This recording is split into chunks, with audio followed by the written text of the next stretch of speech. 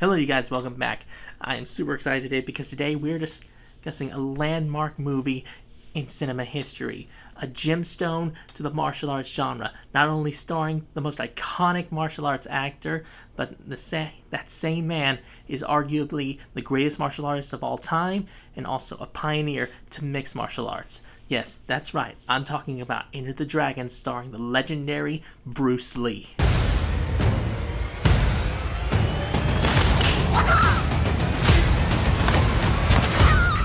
So all of the big movie fanatics like myself probably know that this year marks the 50th anniversary of Enter the Dragon. 1973 was actually a big year for a couple of films, not just Enter the Dragon, but also American Graffiti and also The Exorcist were released that same year. But what made Enter the Dragon so incredible was that the way it was shot. It wasn't just a martial arts film. It showed ways combat could be shot on a film, and also the action sequences made it look so amazing. It exploded to a worldwide audience, showing things that we've never seen before. The film, of course, starred the legendary Bruce Lee that we all know, and with his philosophy, his prowess, and his discipline in martial arts, we could see that this movie was going to be something that remained in history.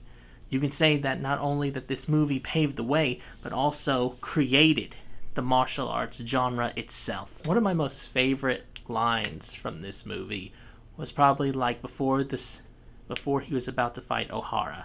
And of course, he demonstrated his prowess for martial arts and his charisma just basically in one line. I'm pretty sure which line you guys know which one I'm talking about. Or don't hit back. One of the most memorable things about Enter the Dragon that I remember was, of course, the cast themselves.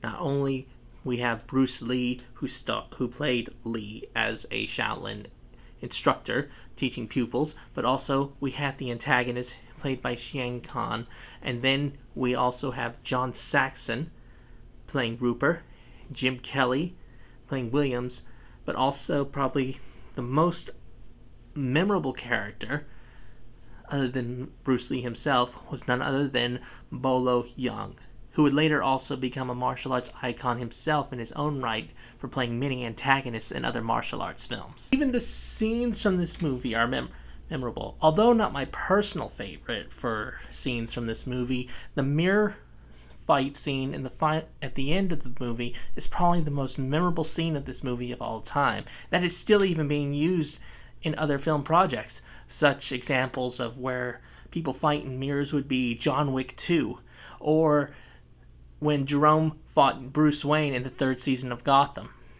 So, and this is just the tip of the iceberg about how memorable this movie is. There are so many moments in this movie, and not even all of them are when you see Bruce Lee fighting. Some of them are even when, in the beginning, when he's on a boat, and he tricks somebody into getting on a lifeboat, and he messes with him, threatening to let go of the rope, saying that he'll sink in the water. And then there's, of course, also when Lee is being a ninja, running around in one of his legendary jumpsuits.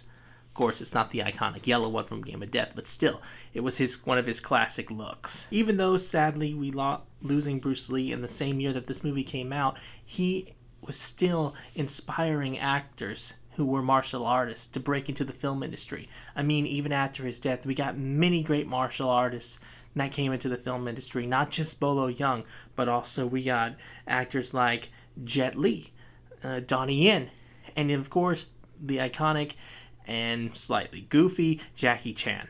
But that was just in China as well, because also on the other side we had big names come to America. One would be, although from Belgium, Jean-Claude Van Damme. He was a big name.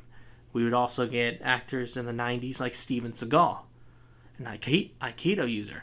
And then also one of the biggest names that I think of right now, probably my favorite martial artist right now, who is still doing martial arts films, is Michael Jai White. But before any of them came, it was Bruce Lee first, showing how big of an influence he has had on these people's lives and how he inspired them to become actors in this genre. It just shows how far this movie has come. Now, it's understandable that even then this film is probably not as maybe as flashy as the martial arts films as we get now, but it is still amazing that after 50 years that this remains as probably one of the most influential films of all time, not only inspiring filmmakers but also contributing an interest in martial arts, as well as inspiring people who write books or